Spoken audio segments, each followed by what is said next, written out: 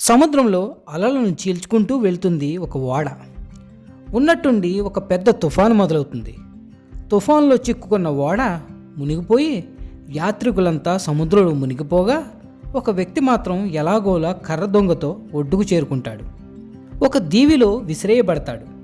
చుట్టూ నిర్మానుష్యం. సహాయం చేయడానికి ఎవ్వరు లేని దీవి అది. భగవంతుడా, నన్ను ఎలాగైనా ఈ దీవి నుండి బయటపడేలా చూడు, ఎవరినైనా పంపి నాకు సహాయం చేసేలా చూడు అని వేడుకుంటాడు. ప్రతిరోజు ఒడ్డుకు వెళ్ళి ఏదైనా వాడ కనిపిస్తుందేమోనని ఎదురుచూసి ఇక ఆశ కోల్పోయి ఇక నా జీవితం అంతే అనుకుని ప్రతిరోజు అక్కడ దొరికే కొబ్బరి నీళ్ళు తాగటం, అక్కడే దొరికే పళ్ళు, సముద్రంలో పట్టిన చేపలను తింటూ జీవిస్తూ ఉంటాడు. ఒకరోజు అడవి నుంచి రాగానే తాను కట్టుకున్న చిన్న పూరి గుడిసె అగ్నికి ఆహుతి అవ్వడం చూసి, దేవుడా, నేను ఏం పాపం చేశాను, నువ్వు సహాయం చేయకపోగా నా ఇల్లు కూడా కాల్చేశావే అని గట్టిగా ఏడ్చి అలసి సొమ్మసిల్లిపడిపోతాడు. ఉదయం లేచి చూసేసరికి ఒక నౌక ఒడ్డున ఆగి ఉంటుంది. కొంతమంది తన వైపు రావటం గమనించి పరిగెత్తుకుని వెళ్ళి, అవును, నేను ఇక్కడున్నట్లు మీకెలా తెలిసింది అని అడుగుతాడు. నిన్న రాత్రి ఇక్కడ ఏదో కాలుతున్నట్లు అనిపిస్తే పొగను చూసి ఎవరో ఉంటారని సహాయం కావాలేమో అని ఇటువైపు వచ్చామని ఒక నావికుడు చెబుతాడు. అది విని ఏదైతే వినాశనం అని అనుకున్నాడో అదే అతనికి జీవితం ఇచ్చిందని అతనికి అర్థమైంది.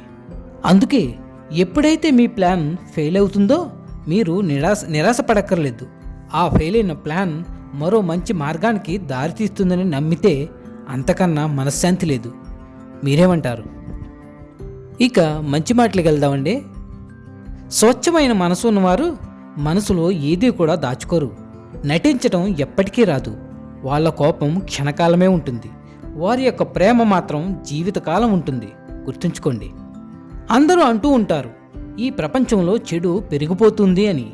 అంటే దాని అర్థం ఈ ప్రపంచంలో చెడ్డవాళ్ళు పెరిగిపోతున్నారని కాదు.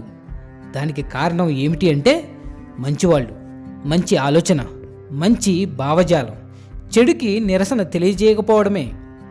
ఒకవేళ మీ ఎదుట తప్పు జరుగుతుంది అంటే దానికి మీరు నిరసన తెలపడానికి మీరేమాత్రం ఆలోచించకండి. ఎందుకంటే నిరసన యొక్క ఈ మెరుపు చెడుని వెనక్కి తొక్కేయడానికి అవకాశాన్ని తప్పకుండా కల్పిస్తుంది. మన మెదడుకి సానుకూల దృక్పథం నేర్పిస్తే జీవితంలో ఎన్ని కష్టాలు వచ్చినా సరే చిరునవ్వుతో వాటిని ఎదిరించగలుగుతూ ఉంటారు. కష్టాలపై గెలుస్తూ ఉంటారు. అప్పుడు చూడండి, మీలో ఉన్న ఈ సహన గుణం మీ జీవితాన్నే మెరిసేలా చేస్తుంది. మన మౌనాన్ని అర్థం చేసుకోలేని వారు మన మాటల్లోని భావాన్ని కూడా ఎప్పటికీ అర్థం చేసుకోలేరు, కాదంటారా? ప్రేమలో నిజం ఉంటే మన ముందే కాదు, మన వెనుక కూడా నిజాయితీగానే ఉంటారు. అర్థమైందనుకుంటా. ఎవరో వస్తారు, ఏదో చేస్తారనేవి వట్టి మాటలు మాత్రమే. నీకోసం ఎవ్వరూ రారు, ఏదీ కూడా చేయరు. నీకోసం నువ్వే నిలబడాలి. నీకోసం అనుకున్నది నువ్వే చేయాలి. అది ప్రయత్నమైనా పోరాటమైనా. జీవితంలో నువ్వు బాధపడతావు అని అబద్ధం చెప్పేవారి కంటే నువ్వు బాధపడినా పర్వాలేదు అని నిజం చెప్పేవారిని ఎక్కువగా నమ్ము. ఎందుకంటే కాలం అనే వర్షం ఎప్పటికైనా నిజం యొక్క రంగును బయటపెడుతుంది. నీ మంచిని కోరుకునేవారు మాత్రమే నీ తప్పులను నీ ముఖంపై కొట్టినట్లుగా నిజాయితీగా అలాగే ధైర్యంగా చెప్తారు. దాన్ని ఎలా తీసుకుంటావనేది మీ నిర్ణయాన్ని బట్టే ఉంటుంది. ఎవరైతే మీ తప్పులను కనిపిస్తున్నా మీకు తెలియజేయకుండా దాస్తారో లేదా ఆ తప్పులను సున్నితంగా చెప్తూ ఉంటారో వారు కేవలం స్వలాభంగా స్వార్థంగా ఆలోచిస్తూ ఉంటారు. ఎవరు ఎలా పోయినా పర్వాలేదు, అంతేగాని నన్ను మాత్రం ఎవరు ఏమీ అనుకోకూడదని ధైర్యంగా మీ ముఖంపై తప్పులను చెప్పేవారిని గౌరవించండి. వారిని అర్థం చేసుకోండి. ఎందుకంటే అందులో వారి లాభం కానీ స్వార్థం కానీ ఏమీ ఉండదని గుర్తించండి. అరిస్తే గెలిచినట్లు కాదు, మౌనంగా ఉంటే ఓడినట్లు కాదు. సమయానికి తగినట్లుగా ఉండటమే మనిషి యొక్క గొప్ప లక్షణం. గుర్తుంచుకోండి. ప్రయత్నం అనేది ఎప్పటికీ వృధా కాదు. అపజయం అనేది ఎప్పటికీ శాశ్వతము కాదు. కొన్నిసార్లు చిన్న ప్రయత్నం కూడా మనకు ఉన్నత స్థానాన్ని అందిస్తుంది. విశ్వాసంతో ఉండండి. కంటి చూపు లేనివాడు గుడ్డివాడు కాదు.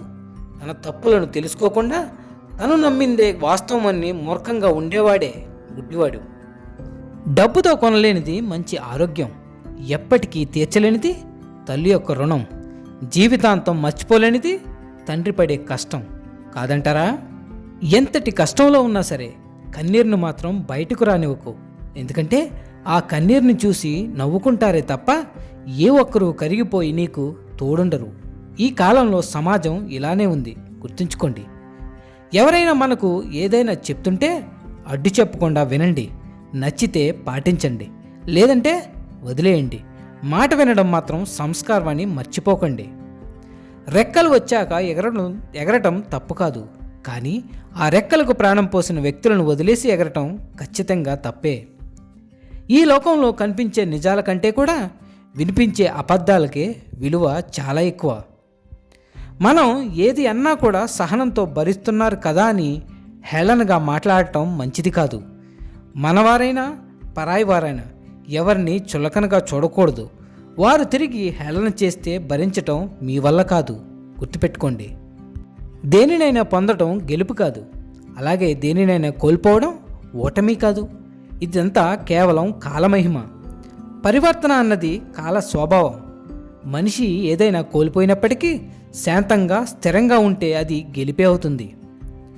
సుఖం అలాగే దుఃఖం ఈ రెండు కూడా శాశ్వతం కావు. సంతృప్తిలోనే అసలు విజయం ఉంది. ఆనందంగా ఉండటానికి ఏకైక మార్గం కోరికలను తగ్గించుకోవడమే. దేనిపై అనురాగం లేనివాడు మాత్రమే ఇతరులను నిజంగా ప్రేమించగలడు. ఎందుకంటే అతడి ప్రేమ స్వచ్ఛమైనది, అలాగే దివ్యమైనది. గుర్తుంచుకోండి. అందం చూసి మురవకు, చివరికి బూడిదై మట్టిలో కలవాల్సిందే. డబ్బును చూసి గర్వపడకు, జబ్బులు వస్తే భగవంతుడు కూడా కాపాడలేడు. తోటివారిని అవమానించుకు, సమయం వస్తే వారి కాలిగోటికి కూడా నువ్వు సరిపోవు. అందరూ ఉన్నారని అహంకారపడకు, చివరి వరకు నీతో ఉండే ఆ నలుగురిని సంపాదించుకున్నప్పుడే మీ జీవితానికి ఒక అర్థం ఉంటుంది. పెద్దవారు ఏదో ఒక సమయంలో మీతో చెప్పే ఉంటారు, ఈ లోకం దుఃఖానికి మూలమని, ఈశ్వరుడి పట్ల భక్తి ఆ దోషం నుండి దూరం అవడానికి మార్గమని. అవునా? కానీ మీరే ఆలోచించండి. ఈ లోకం దుఃఖసాగరమై ఉంటే ఆ విధి మిమ్మల్ని ఇక్కడ జన్మించేలా చేస్తుందా? మీరే ఆలోచించండి. ఆ ఈశ్వరుడు ఇక్కడ ఎలా అవతరిస్తాడు? ఎప్పుడైతే సమస్యలు మన పరిధి దాటి వెళతాయో అప్పుడు మనం ఈ లోకంపై ఆరోపణలు మొదలెడుతూ ఉంటాం. అసలు ఇంకొందరైతే నేలపైకి నేను రాకున్నా బాగుండేదే అనుకుంటూ ఉంటారు. ఒక రైతు విశాలమైన బంజర భూమిని అతడు తన కష్టంతో పచ్చగా కలకలాడేలా పంట భూమిగా మారుస్తాడు. ఒక దర్జీ తన వద్దకి ఒక సాధారణమైన వస్త్రం వచ్చినా సరే తాను తన యొక్క శ్రమతో ఒక అందమైన రూపాన్ని ఇవ్వగలుగుతాడు. మీరు కూడా బాగా శ్రమించండి. మీరు అసలు ఏ లోకానికి వచ్చారనేది అసలు ముఖ్యమే కాదు. అలాగే మీరు ఇక్కడికి ఎలా వచ్చారనేది కూడా ముఖ్యము కాదు. విలువైనది ఏదైనా ఉంది అంటే అది కేవలం ఒక్కటే, మీరు వెళ్ళిన తరువాత అప్పుడు మీరు ఈ లోకంలో ఏం వదిలి వెళ్ళారన్నది. ఈ ఆలోచనతో బ్రతకండి. ఒకరి దృష్టిలో నరకంలో ఉన్న దేన్నైనా మీరు ఒక స్వర్గంలా మార్చి వెళ్ళారు అంటే అప్పుడు మీ జీవితం అలాగే మీ లోకం రెండూ కూడా ధన్యమైపోతాయి. గుర్తుంచుకోండి. జీవితంలో ఈ ఒక్క మాటను మాత్రం ఎప్పటికీ మర్చిపోకండి. మిమ్మల్ని చూసి ఎగతాళిగా నవ్విన వారిని నవ్వనివ్వండి, అసూయతో ఏడ్చేవారిని ఏడవనివ్వండి. మీరు మాత్రం మీలాగే ఉండండి. ఏదో ఒకరోజు మిమ్మల్ని ఎగతాళం చేసిన వారు అలాగే అసూయపడ్డవారు మీ సమయం కోసం తప్పకుండా మీ దగ్గరకు వచ్చి తీరుతారు. ఎందుకంటే కాలం అనేది ప్రతి ఒక్కరిని కూడా ఒక ఆట తప్పకుండా ఆడిస్తుంది. గుర్తుంచుకోండి. నుదుటి రాతలు చేతి గీతలు అంటూ కూర్చుంటే కుదరదు. ఏదైనా సరే నువ్వు కష్టపడితేనే సాధ్యమవుతుంది. అది ఆస్తి అయినా ఉద్యోగం అయినా. కాళ్ళు చేతులు కదిలించకుండా దేవుణ్ణి ఎంత కష్టపడి ప్రార్థిస్తే మాత్రం ఏం లాభం? జీవితంలో కష్టపడకుండా ఎవరూ గట్టెక్కలేరు. గుర్తుంచుకోండి. ఈ సమాజంలో నేనొక్కడిని ఏం చేయగలనని ప్రతి మనిషి కూడా నిరాశ చెందుతూ ఉంటాడు.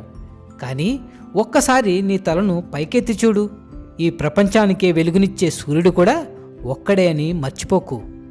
నిన్ను వేలెత్తి చూపించేవారెవరూ కూడా ఒక్క పూట ముద్ద కూడా పెట్టరు. అందుకే నీకు నచ్చినట్లు నువ్వు బ్రతుకు.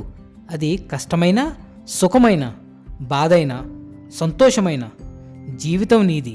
జీవి జీవించాల్సింది నువ్వే, గుర్తుంచుకో. మనిషికి జీవితాంతం తోడుగా ఎవ్వరూ కూడా ఉండలేరు. అలా ఉంటారు అనుకోవడం మన భ్రమే. మనిషికి నిజంగా జీవితాంతం తోడుగా ఉండేది మన యొక్క గుండె ధైర్యమే తప్ప మరొకటి లేదు, గుర్తుంచుకోండి. మన వల్ల ఒకరు సంతోషంగా ఉన్నారు అంటే అది మన వ్యక్తిత్వం. మన వల్ల ఒకరు బాధపడుతున్నారు అంటే ఇక అదే మన యొక్క గుణం. అర్థమైందనుకుంటా. జీవితంలో కోపం కంటే కూడా మౌనమే చాలాసార్లు నీ విలువను కాపాడుతుంది. ఆ కాలంలో ఇరుగు పొరుగు వాళ్ళు కూడా కుటుంబ సభ్యుల్లా ఉండేవారు. కానీ ఈ కాలంలో కుటుంబ సభ్యులే బయటవారిలా మారిపోయారు, కాదంటారా? మాటలైనా మనసైనా పరిపూర్ణంగా అర్థమవ్వాలంటే ఎదుటి మనిషి మీద నమ్మకం అలాగే అభిమానం ఉండాలి. అంతేగాని నిర్లక్ష్యం అలాగే చులకన భావం ఉండకూడదు. అర్థమైందనుకుంటా. మళ్ళీ వచ్చేవని కలుద్దామండి మరిన్ని మంచి మాటలతో. Signing off Venkat. Thank you.